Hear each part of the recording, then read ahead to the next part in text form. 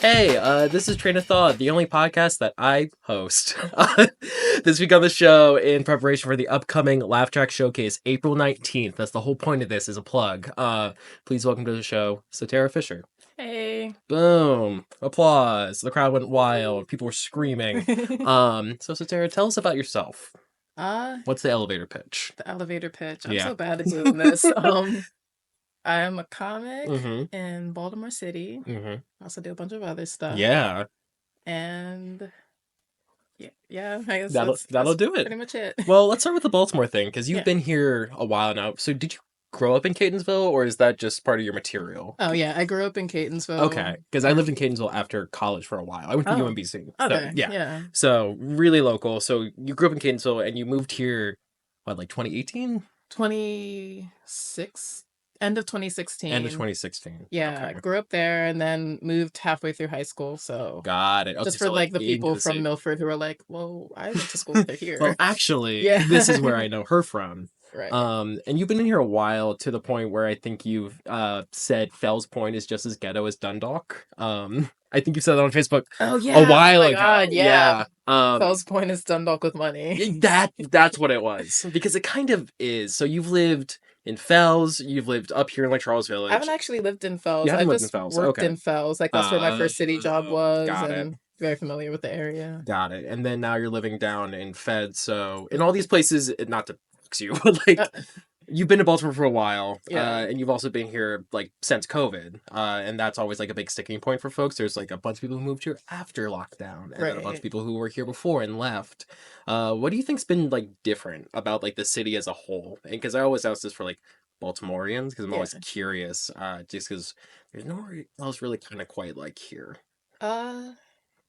Yeah, I think that's one of the things though. For the most part, I'd like to think it stayed the same. Yeah. Like I've gone to live somewhere else and come back. The main thing that really changes is that the bus fare went up. Okay. Yeah. And the buses also stopped showing up as much. Yeah, Jesus. it's weird. Like Yeah. higher prices, worse For less service. bus. Yeah. But COVID, the biggest difference I would say is probably just more outdoor seating. So parking is just weirder in Yeah. like those areas like Fed and Fells Yeah.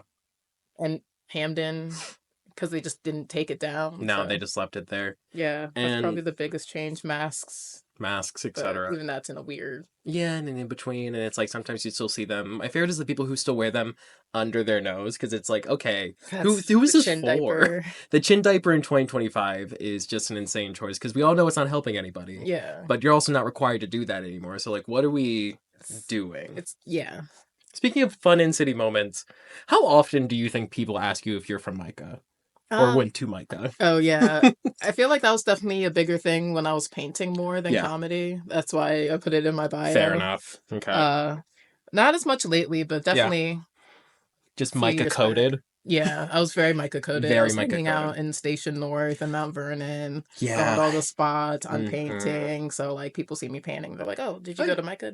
No, No, I didn't. I hung out with the dropouts. There we go. Yeah. See, that's the important part. Like, as someone who hung out with like theater kid dropouts, I never was a theater kid proper, but like I know Right. them. Their stank is on me, and I cannot. Not my ever house, get but I rid- know my way around. Exactly. I know where the stuff is. I can open a drawer and figure it out. Yeah. So you haven't always been here either, because something I found through the research that I needed to ask about.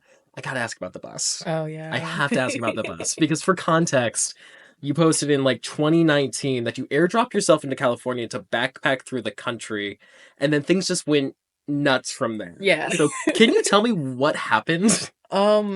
I just got back from New York. I was Okay. living there for about 8 months, Okay. which is exactly how long you can live there if you don't have a bunch of money. Yeah. But I came back and I'm like friends with all these people who like have their shit together. I was essentially having like a pre-quarter life crisis at 23. Okay. Yeah, And then- getting ahead of it. Yeah. I feel like I'm still in it, but I mean, who's gonna live to be 100 in this economy? I mean, Betty White almost did it, but She also almost did. Betty White had money. So, She had money. Yeah, we don't have Betty White money. you know, other countries people live. really Yeah. well. Yeah, I don't know. not but, here. Yeah.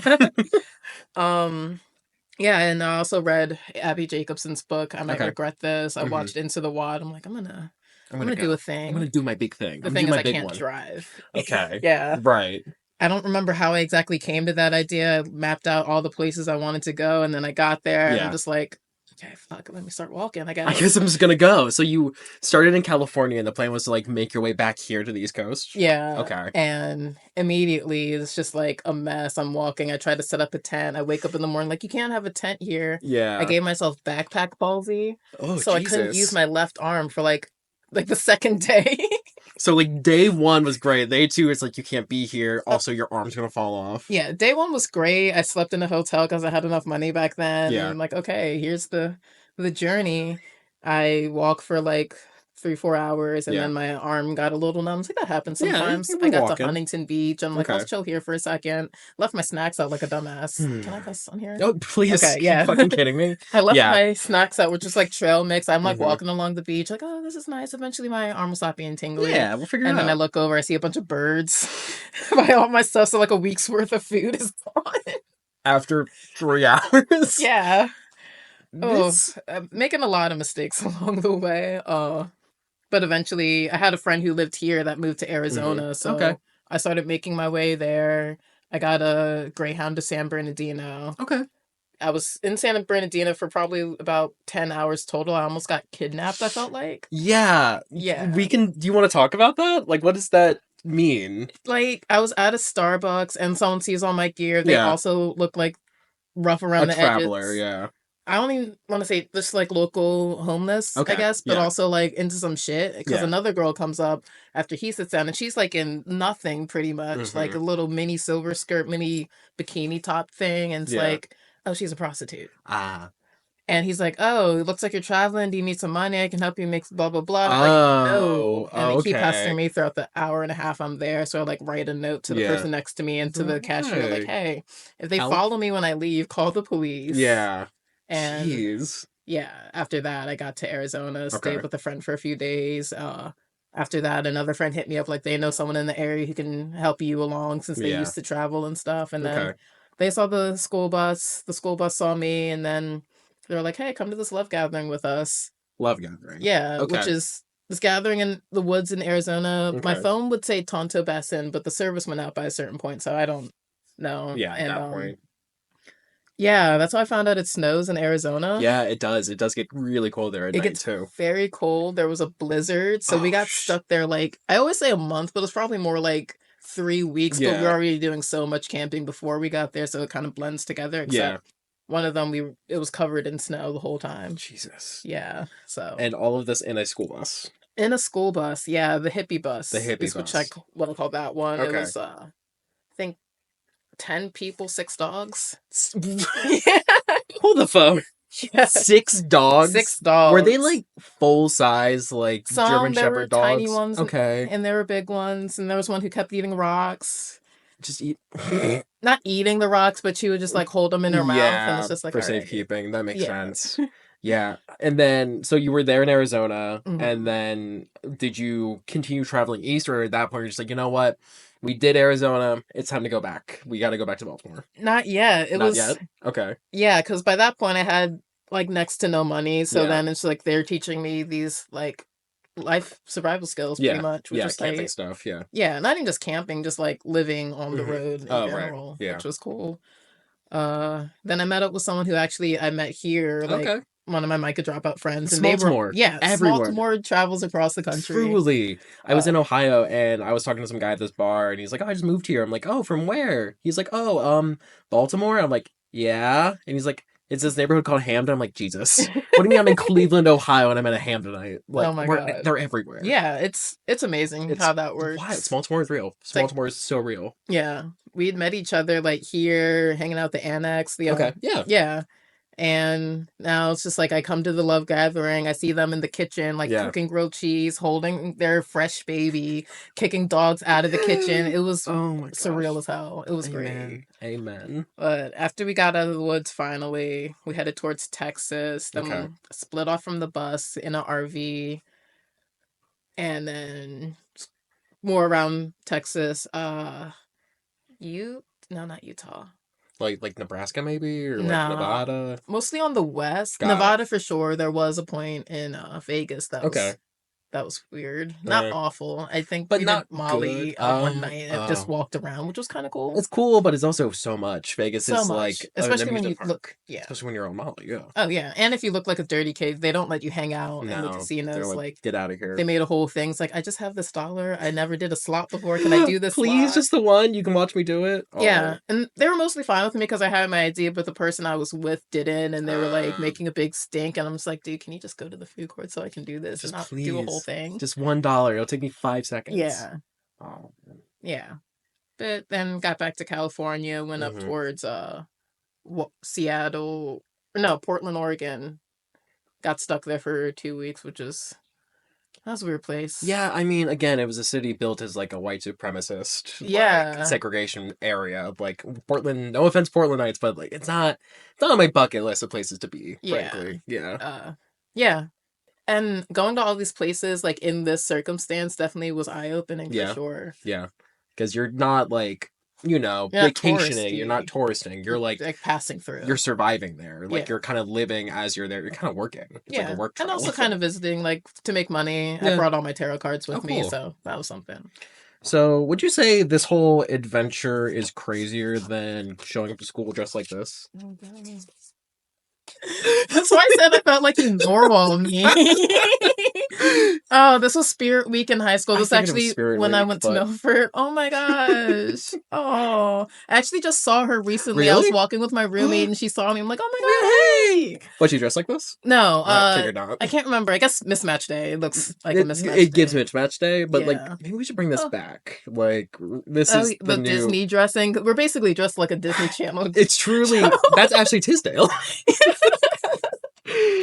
Oh my gosh. Oh wow. So you travel all the way over, you're doing all of these things across the country, and then you make your way back here. Mm-hmm. And somewhere in, I would say, like, in that time, you make it back here. Did you start painting during COVID? Or was that before?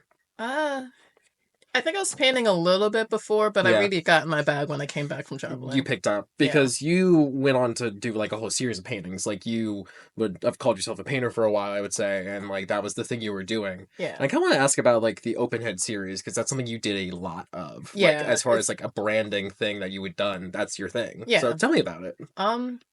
I barely remember how I even got to it. I have seen another artist do like the head is open, but not like the brain matter spilling out. Yeah. I think it's GIPP. Okay. I'll look it up and put it on screen if I can find it. Yeah. Yeah. I actually saw them at a market in Hamden recently. I don't remember if I told them about it and stuff, but yeah. I just like brain noodles. Mm-hmm. They're my favorite. Yeah, it's just a good shape and like it's fun because you can do so much with the base head and then whatever comes out of it, whether it's noodles, flowers, etc. Yeah. That was the cool part. Exactly. So multimedia and a lot of that. And you were doing more than just the open head series.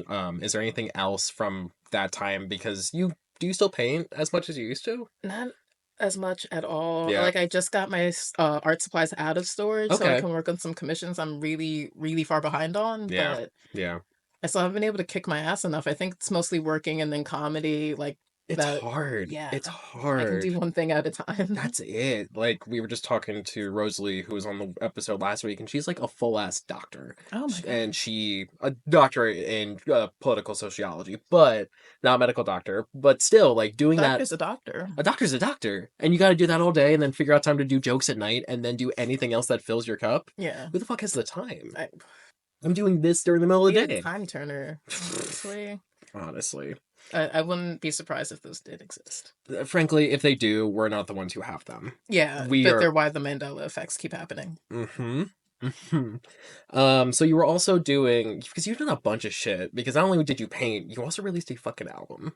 I did. You did. Yeah. You did. Let me make sure I get the name right, because I really did like the name. Strawberry Milk Acoustic. Yeah. The album was Blondes in 2022. Yeah. Did you just pick up a guitar and say, you know what, I want to make a fucking album, and then you did it? Or was this something like you took guitar lessons as a kid and this was like a culmination? Like what's the genesis there? A little bit of both. Yeah. So back at Catonsville, there was a guitar class, so that's how I started learning, and my mom got me and my brher these gutar books and guitars a little bit earlier, so I learned a little bit on my own, but not as much as I did from class. Right. And I hadn't played in forever, but I still like knew basic fingers. White boy quad party trick. So it's like, oh, here's Wonderwall. Actually, my Wonderwall was Tommy Your Life by Green Day. So really? It's just like, all right, let me play this real quick and try to look cool. Here we go. I think you did say that you released the album to impress people. I forget where I saw that. Maybe. It might be on the Bandcamp page. I have to double check. I have not looked at that Bandcamp in forever. Like, I didn't mean for it to be an abandoned project, but yeah, like shortly after the EP. That's not abandoned. That's finished. You did it. Oh, you well, put yeah, it up true. There. Yeah. Like, yeah. You can say, how many people do you know that have put out like a full fucking EP along with their paintings, along with comedy, along with the podcast you've done? Like, it's not abandoned. It's just something that happened. Yeah. Yeah. It was fun. Yeah. At the time, I was hanging out in the music scene a lot. Yeah. Like, roommates who were in several bands, people I went out with briefly were in, like, indie pop. Okay. And I don't want to say it seemed easy. I guess, like, for what I was able to do, it's like, I could probably do this. You use my phone. Like, again, phones give us so much now. Yeah, exactly. They're so much better than they used to be. And that's how I started comedy. I was doing improv and I was around all these stand-ups and watching them do stand-up and I'm like, these guys can't tie their shoes. I can do this. Yeah. How hard could this be? How hard can it be? How hard can it be? It's approaching everything like Elwood. Exactly. And look how far it's gotten you. Yeah.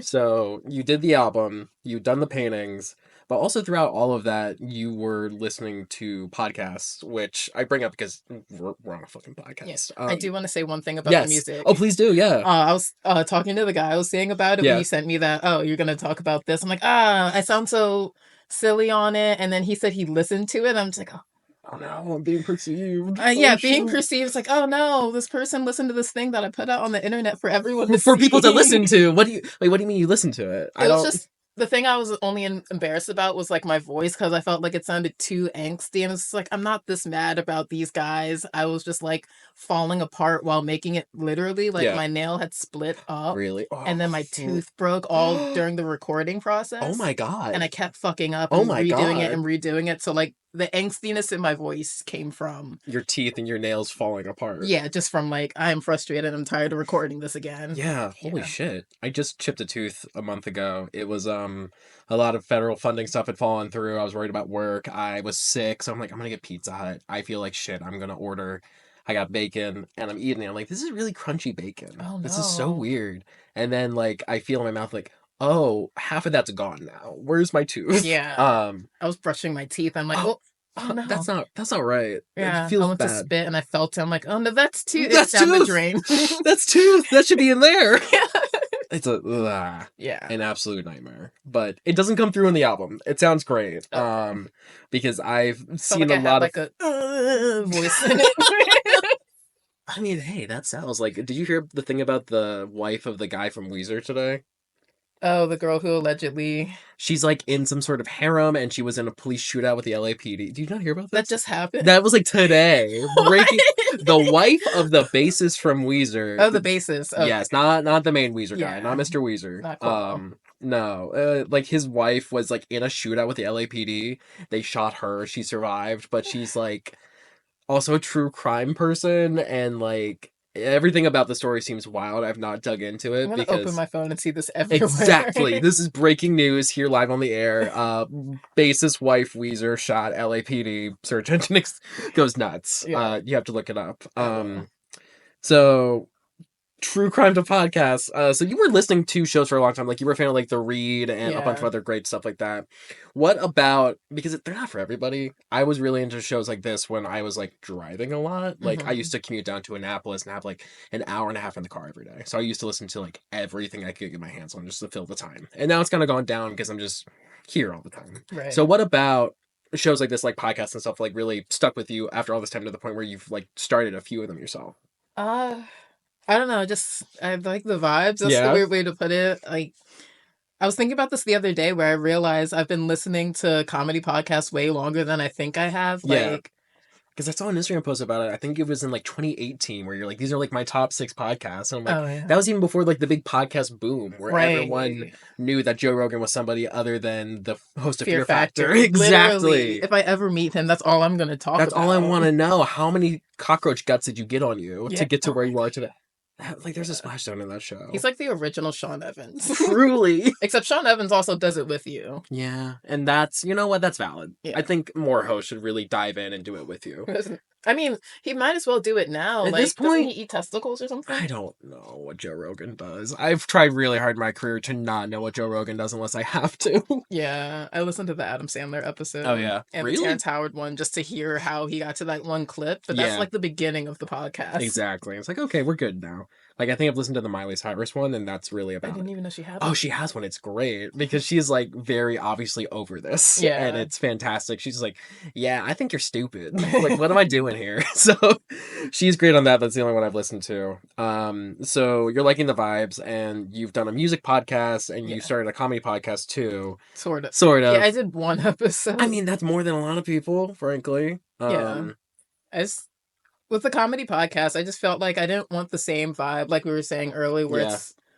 Well, I listened to these two where it's like more conversational. It's like buds hanging out. Exactly. And that's sort of why, like, for this one, I wanted to do like an interview thing where I get to like know the people that I'm actually bringing on laugh tracks and stuff like that. And also the fact is, like, there's so much cool people in this city, giving them like an hour to like talk their shit and explain who they are, like, so that way other people can know what I know already. Yeah. Not that I don't like the conversational ones. No, like, I mean, they're cool. I listen to Matt and Shane a lot. Yeah, and I mean, there's spaces for that. There's spaces for everything. If you have a fucking Spotify account, you can do whatever you want. Yeah. Mark Maron's also really good. Yeah. Love Mark Maron. You can tell the people who have gotten really good at this because they are really good, like, interviewers, and then the people who have gotten really good at this just because they're charismatic. Right. And it's two skill sets that I think are not always overlapped. And then there are people who have neither and still do a bunch of episodes. So you know what? So I was gonna say, well, is Joe Rogan the charisma, or he just has a lot of friends? I think he just has a lot of money and a lot of friends. He's got that Fear Factor money. He's got that Fear Factor money. He's a Fear Factor trust baby. So painting, music, podcast. You did a stand-up set at least in 2017, and then you came back to comedy in 2023. And my question is, would you consider that your first time in a comedy, or when someone painted you like a clown? Well, that was Halloween. I was a witch. I didn't have my hat on. You're a witch? Yeah. That's clown makeup. I'm sorry. Wow. The look of the eyes. It's like Jester. Well, you know... If anyone knows about Jesters, I'm gonna know. Okay. Okay, so that's witch time. And so then do you consider 2023 your, like, debut, your start back on stage? I guess, yeah.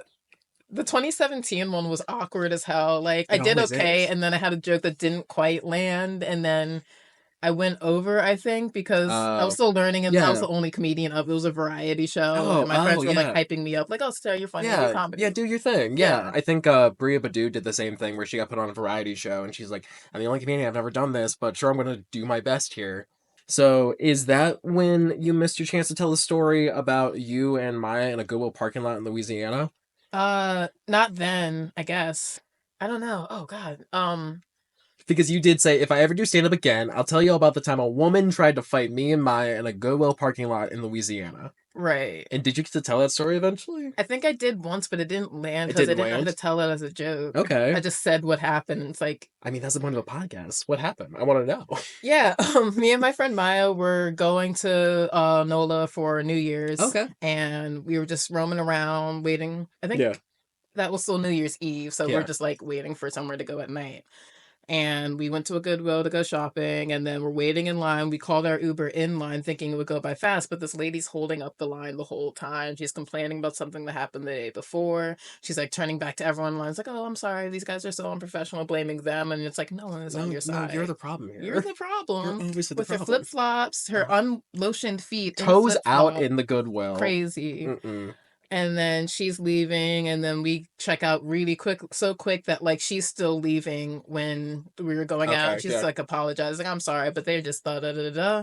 My friend Maya has quite a mouth on her. I would describe it having to do with, she has, like, very forward-speaking parents, I guess, in a way, in a good way. Yeah. And an only child, and an Aquarius, so... She will say triple threat. There's no distance between the mouth and the brain. If it's there, it's gonna be here. It's coming out. Okay. I love it though. And I can't remember exactly what Maya said, but like it was just like, and we're not on your side to a degree.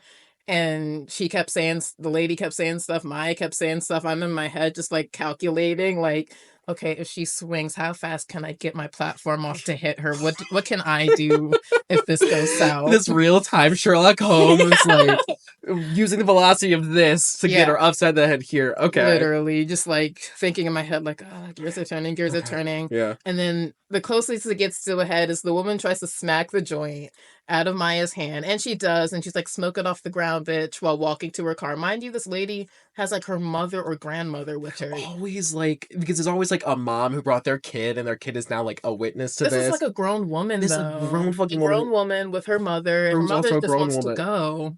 And she's just waiting in the car. She hits the joint out of Maya's hand, says, smoke it off the ground, bitch. Maya, unflinching, takes her vape out of her and just blows the smoke at her. And when that happened, I'm just like, do it.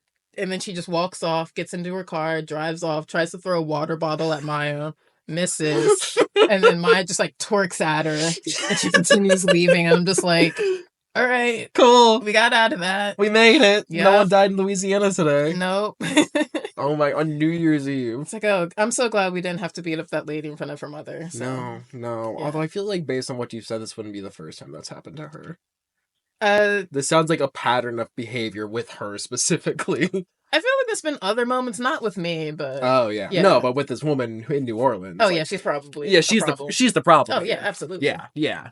Okay, so we've said that story, and then you tried it on stage, and I think it would work. I think it's great. The idea of like beating someone up with your shoe while the switch of the joint to the vape, just top tier.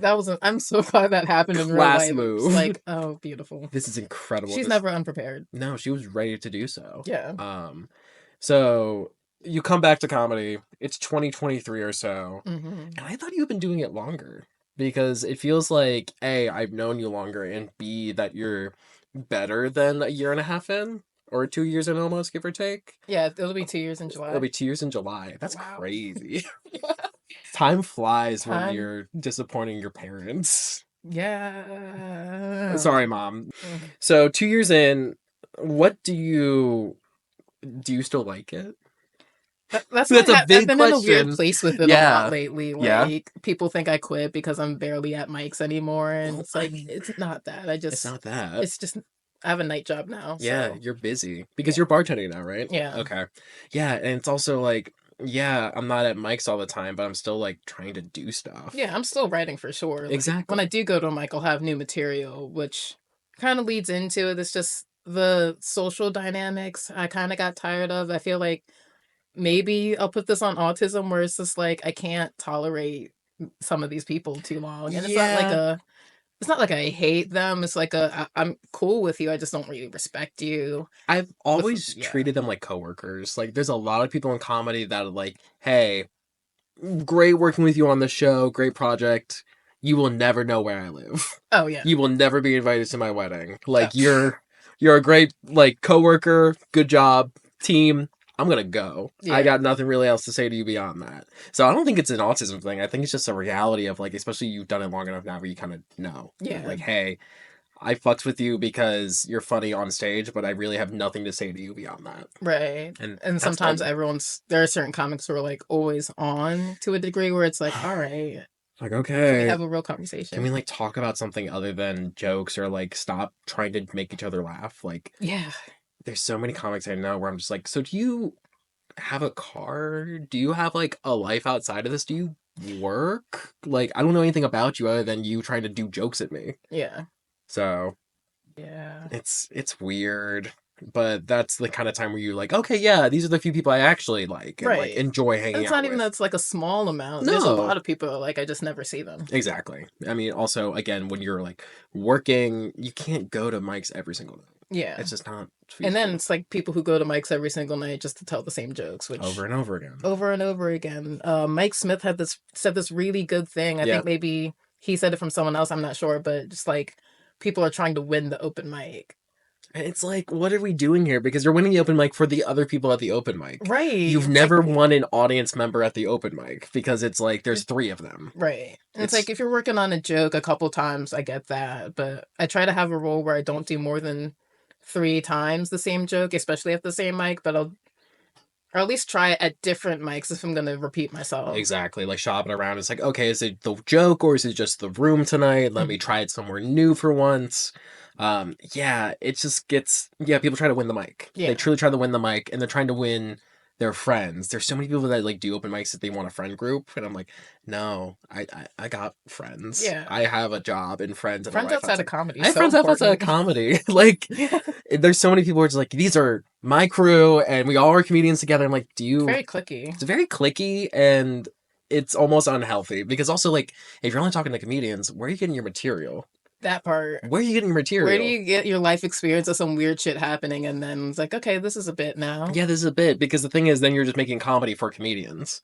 And like and then everyone can't be a comedian's comedian and then it changes what it means to be that. Exactly. A comedian's comedian then becomes somebody who like is friends with a bunch of comedians, but like those people don't show up to shows as audience members that often. They're not the ones buying tickets or following you on Instagram and like supporting your stuff. Like so it's just this never-ending weird cycle, which is something I've learned too, like producing for the last few years. Like it just becomes so transparent when you have to like step back and be like, okay, this is also something I put money into and something like I put a lot of sweat and blood into. Right. Because you did First Fridays with Bird in Hand. Yeah. And we talked about this where you weren't really sure if it was something you were super 100% on board with for producing. Yeah. So now that's been... There was a lot.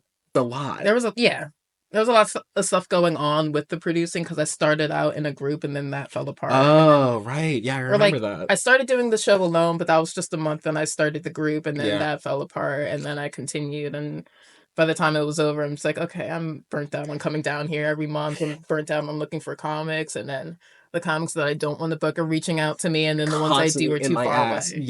Yep. And then I feel bad, like, hey, do you want to drive an hour and a half into Baltimore so I can pay you $20 to do 10 minutes? And then that was like, they weren't giving me money really, except for like the setup, I guess. And it's like, it's not enough to really split out between everybody. No.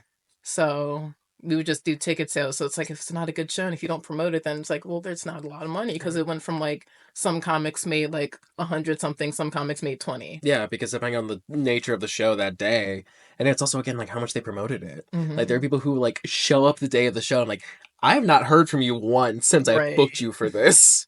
Where have you been? And then you show up pissy because no one's here. And I'm like, what do you think was going to happen? Yeah, well, you have an audience. Share the flyer. Yeah. And like, I'm sorry if you don't like live here and have a ton of people that you think will come to this. Like, I've been doing this for a long time in a weird place where like the people that used to show up to all my shows, like friends and stuff, they're like, oh yeah, we've seen Jake. We know what he does. So it's hard to still have that, but you got to do something. So it's you don't know who follows you from like other shows. And it's like, oh, they're doing a thing here in my neighborhood at my favorite bar. Like, oh, I have a free night. I have friends in town. And I want to do something with them. Yeah, you never know. With painting too, where it's like I keep sharing stuff online, and then I have like people in Texas who bought art from me. And really? Like, okay, that's cool. That's awesome. It's so cool to send it to a different state. Seriously. Like, how'd you even find me? Yeah, where did this come from? Yeah.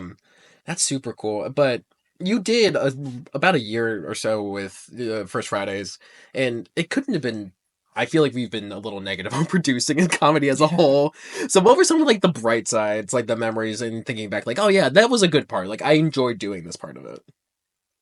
I think just the show in general, honestly, the post show, like a couple times we went to CVP after. I love CVP. Have you been to their brunch before? Oh. It's like a Sunday morning brunch. I didn't. I was invited and I didn't go. It's every Sunday, so you can still go. You can get like 2 drinks and a Sammy for like $11. Oh hell yeah! It's fantastic. Can I recommend it enough? This is not a sponsored podcast, but Charles Village Pub, you're a real one. Yeah. Oh my god, so many nights, so many days coming in clutch. Honestly. Shout out Amanda, best dirty martini. Oh man, she's great. And I used to live in Mount Vernon, so I missed like going to Leon's all the time, and we only went there once. It's a gay bar, but it's also... Leon's is the place where you can get, like, 2 drinks for $5, and those 2 drinks will actively try to kill you. Oh, yeah. Because they're so strong. That style. Love that. Yeah, it's classic. But yeah, like, the afters, and, like, also, you brought a bunch of cool people to that show. I'm not saying that because I was on it, but, like, it's always fun to, like, be like, oh, yeah, I like you, and I have something I can offer you. Yeah. Like, I can give you a platform to to do your thing. Yeah, and cafes felt like, well, no one does this too much, and then it was early, so if you have 2 shows, yeah, early on a Friday too, like a 6 p.m. show, I was like, that is get your day nice. started with some night started with some laughs, and then go out. And like I remember doing that show, I'd be like, oh, I can still go do whatever I want. Yeah, the night's still young, and it's not like, okay, well, I did my thing, and the mic now I go didn't to happen bed too many times after, because there was technically a mic afterwards, but it's like, well, no one showed up. We don't need to do that. We don't know. And I can go to mics later. See, I hosted an open mic for a long time, and I got an ask like today actually, being like, hey, I'm thinking about starting something. I don't know if you want to be like a mic or a showcase. What do you want to do? I'm like, I would rather put my teeth on a curb and have a tractor roll over me than host an open mic again. And that's real. It's soul crushing. Do you follow I don't know how to say it because I've only looked at it. I never tried to read it, but they do a bunch of memes about open mics and stuff. Is it Kurt Ryan? Yes. Yeah, I know Kurt. Yeah, Kurt's my brain doesn't look at it as Kurt Ryan. It's just like Kurt Ryan. Yes. Kurt Ryan. Yeah, Kurt's from the Baltimore area. I forget if we did a show together or we're going to and had to bail. It might have been Shit Show. But Kurt's... I want to do Shit Show so bad. Yeah, but I know Kurt Ryan. Kurt's a doll. But yeah, he does so many like... That's comedy for comedians right there. Not any of his open mic shit. Whatever Kurt's doing on Instagram, that's what is. But I have had so many horrible open mic stories. Have I told you about the racist puppeteer? No. I'm sorry. Did Jeff Dunham come out to do an open mic? It's worse than that. Oh, God. It's worse than that. I've been doing comedy for maybe like 6 months. I was at Zizimo's because Zizimo's. That's where I started. It's same. Yeah. R.I.P. R.I.P. for real. I was at Zizimo's doing the mic. This guy shows up. Huge man, like 6'3", in a felt hat that he made into like a felt top hat. He's too tall to be in Zizimo's. And he's intimidating people so no one can call you out. He has a puppet, and it's like a sock puppet no. that he like felted googly eyes on, and we're all standing there being like, what's this guy gonna do? What's he gonna do to us now? And he gets up on stage and he starts singing a puppet song about eating women out like a raccoon in an Arby's dumpster. And that's when Violet gets on Facebook Live and starts for those who know, this was like a row home bar, so it's very long and narrow. So she's like at one end of the bar, like pretending she's on her phone, like checking her hair, but like truly over her shoulder, you can see this guy going. And we're all like, this is insane. But then he starts talking about quote unquote brown people meetings. And we're like, oh no, you gotta stop. No. You have to stop.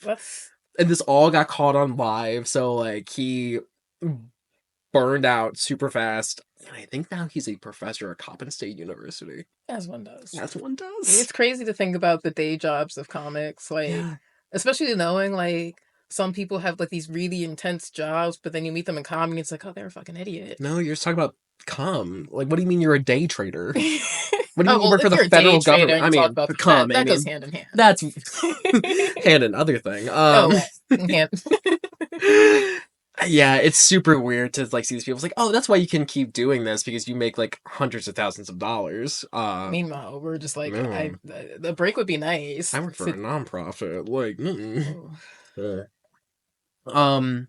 so you produced that for a long time, but you also a year exactly. That's a good run. I mean, like I did Indie Showcase for about a year, and that was after COVID. And then I did the Theme Is, and that was about 7 months. And now Laugh Track just turned a year old.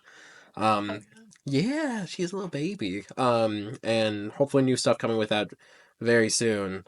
Fingers crossed. I keep announcing stuff on this and then it doesn't end up happening, so I need to stop saying that. But I have to stop doing that too, where like I talk about what I want to do and then burnout happens and a year goes by, next thing you know, it's like, oh shoot, I was gonna do that. Like I was going to do a movie this May. It's gonna do like a horror thing. Oh, nice. And I was really looking forward to it. And I got an email last week. I was like telling folks about it. I got an email, the guy's like, yeah, we had to write that part out. Hopefully this doesn't change your schedule that much. I'm like, it's fine.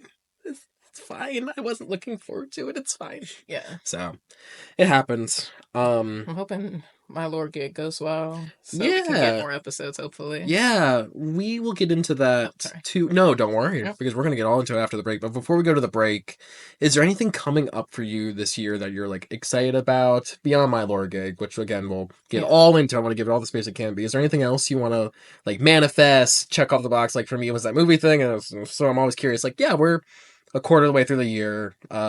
What do you want? First quarter. I wanted to have something done every quarter, but it's like, nope, didn't happen immediately. I mean, well, I'm like doing shows. You're doing shows. You're doing shit. I just wanted to let me do a big one, but I can just for each half do a thing. Yeah. I really want to put out a comic type thing. Like a hand-drawn comic? Yeah, like Jeffrey Brown type shit. Okay. Yeah. Autobiographical-ish, maybe flub it up, change the name. I mean, yeah. But very loosely based off of stuff I do, like mostly about being a barista, just because I feel like we're underrepresented in a lot of media where we're just like that mean person with the coffee and just like, yes, I'm mean, but here's why. Here's why. And I know so much like drama and background from like baristas, like the amount of, because I'm gay, I know a lot of people who work at Starbucks. That was my first job. Honestly. The amount of people I know that work at that Starbucks down on St. Paul and they know me like intimately and professionally, like I think a guy Dan in college is now like an upper level manager at the Starbucks Corporation. Wow. So it's what you do. Yeah. But yeah, there's like a lot of to baristadom that I feel like no one ever gets, because there's a lot of shows about waiters and a lot of stuff about bartenders, but really there's not as much as you would think for the amount of stories and people that do barista stuff. Yeah. So that's super cool. The immediate goal is that it does really well and gets a show. But I need something to prove that I can write shows as well. Yeah, the proof of concept. Yeah. And I don't have a script yet, but I have a movie that I was working on that's like, I don't know if I want to make it. I just want to write the script because it feels like a fun, dumb comedy that appeals to... That sounds dumb to say. Like, it appeals to everybody. But like, no, I mean, there's kinds of comedy that's like, this is for a certain group of people. Yeah. This is for, like, gamers. This is for the girls. Like, I want it to, like, bridge the divide between boy and girl comedy. Because, like, there's no bridge to the cross, really. It's like, can we... But it's also sometimes a matter of taste. Like, I'm sorry if you didn't like Bottoms or... What was the new Keke Palmer movie with SZA? One of Them Days. One of Them Days. Both movies that I wanted to watch since I saw the trailer, but I haven't. You haven't seen one of them? I know. It's on Netflix. I'm gonna watch it. I'm waiting for me and my roommate to both have time at the same time because we wanted to see it in theaters. Not recommend it enough. It's fantastic. It's such like a good buddy comedy, which I feel like they don't do enough of anymore. They don't. Like, I want comedies to come back. It feels like we're getting there because we're hitting a recession. I just saw like this Reddit post where it's like, what happened to comedic movies? And it was like 2015 hit, and their theory was that every movie became comedic, so therefore there wasn't any comedies anymore. Like, every superhero movie has like Marvel humor, comic relief character, and like... And then every drama casts Jenny Slate. Exactly. So it's like, where's like the pure comedies? You get like one a year. I think also people got burnt out on the man-child thing, which was like, all right. Judd Apatow, thank you for your service, but also... I like Judd Apatow. Like, I like This Is 40 more than anything else. Yeah. And a lot of those folks have gone into really... Like, I love everything Seth Rogen's doing these days, but... Absolutely. I think... I want to see the studio so bad. I've heard such good things about that. Can't bring myself to get Apple Plus. Oh, are you kidding me? God, no. No. I do not have Apple Plus. My boyfriend does, thankfully, and that is mostly just so we can watch Yellow Jackets. But it's great. Okay, so we're going to take a quick break. Yeah. And then we'll get all into, speaking of TV, My Lor Gig. Yeah. Cool.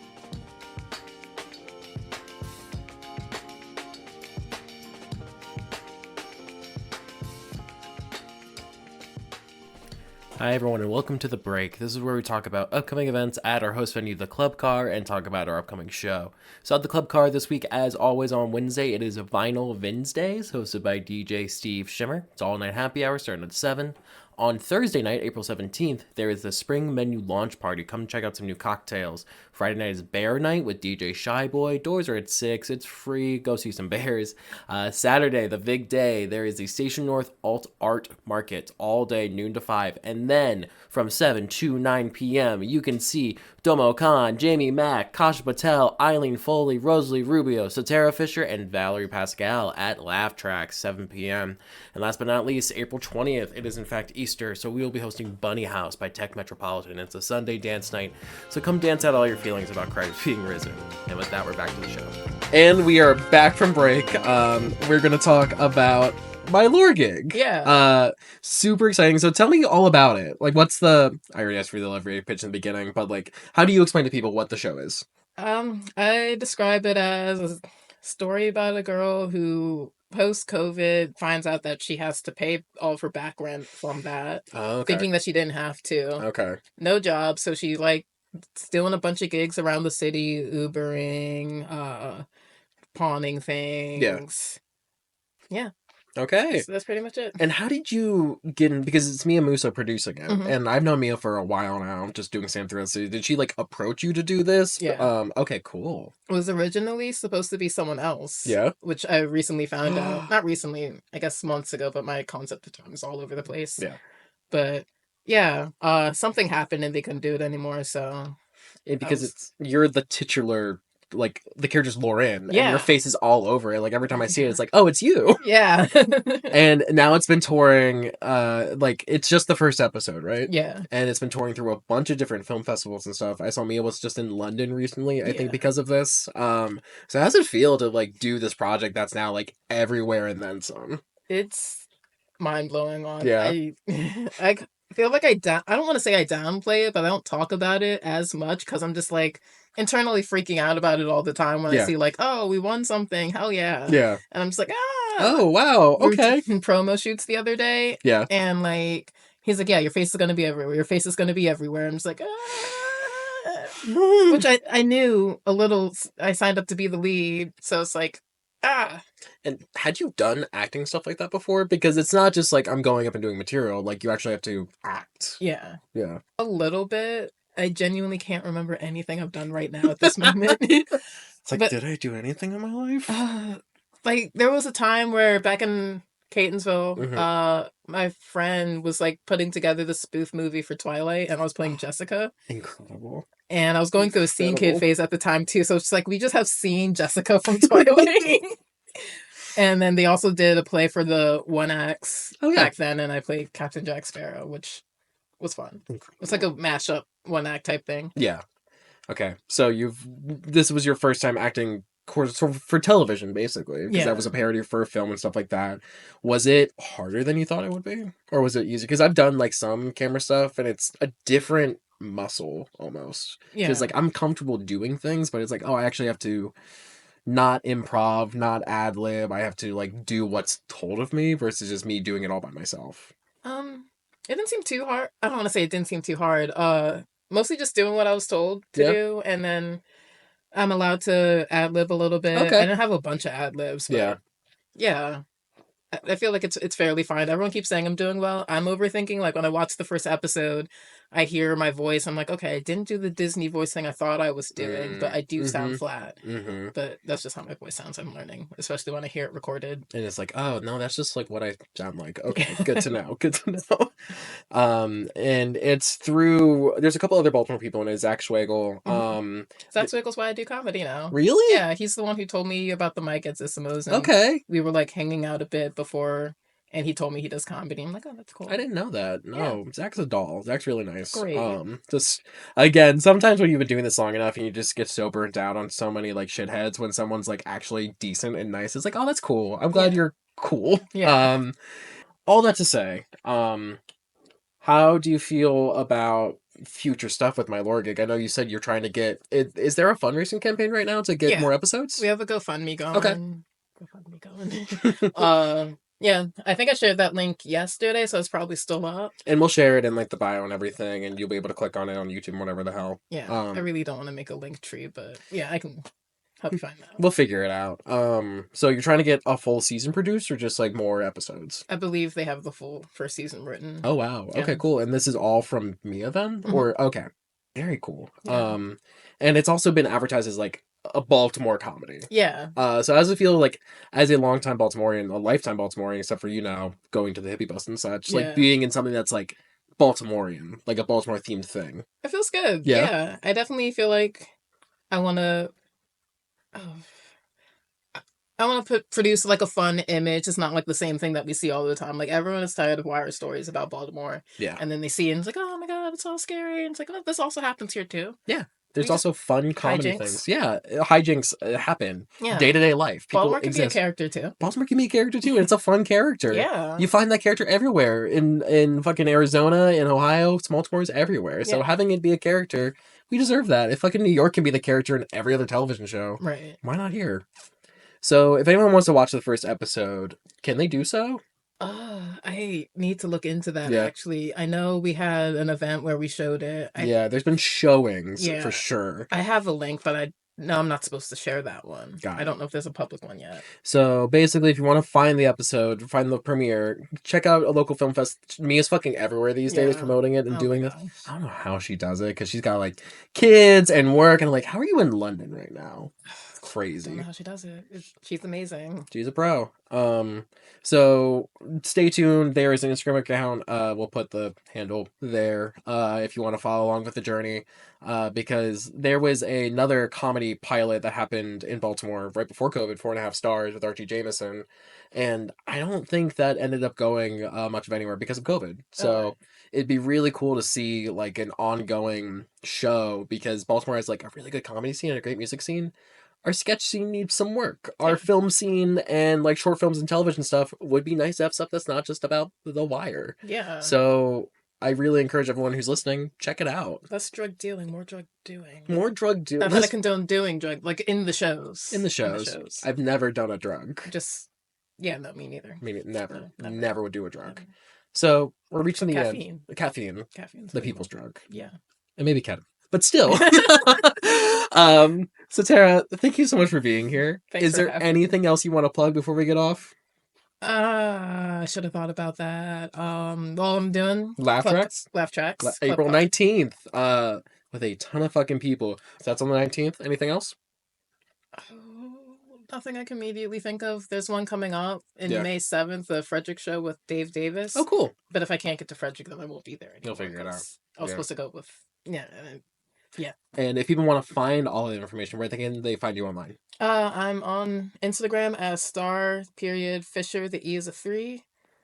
That's pretty much where I put everything. Cool. Yeah. Can't miss it. It's all on Instagram. Because I did think you said I'd rather kill myself than download TikTok in 2020. So... Yeah, but now I have a TikTok. But now you have a TikTok, which is why I didn't put it on. Broke a couple years later, but I don't really promote. I promoted one thing. It's like, it's too wide of a frame, so I just say dumb stuff on there. It's a nightmare. Like, what do you mean I had to be a video editor to be on the internet now? No, I just share a hot take maybe, and then I go on and wonder if it's going to get me canceled. Fingers crossed. Maybe someday. So Cancel's not real anymore. It's not real. Louis C.K. can do stuff. Louis C.K. I'm dragging. Sorry. You're good. Kevin Spacey was just at a convention recently. Kevin Spacey was at my old job. Yeah. Actually. He showed up to my jobs too because he used to be a waiter in Annapolis. Oh, okay. Mm-hmm. I was back when I was at the cafe in Fells Point. He came in like a couple times. It was so weird because in one end it's like, oh, you did these awful things, and the other end like, oh, pay it forward, changed my life. Yeah, you're like, you love Baby Driver. Like. The crazy thing is, the first time I saw him at my job, I was about to watch Baby Driver before work, and I was just he knew. It was crazy. He knew. I just watched half of it. I'm not honestly a fan. I like the music, but him and Ansel Elgort, both of them. John Hamm, stay safe. Thanks for listening, everybody. Thanks. Cool.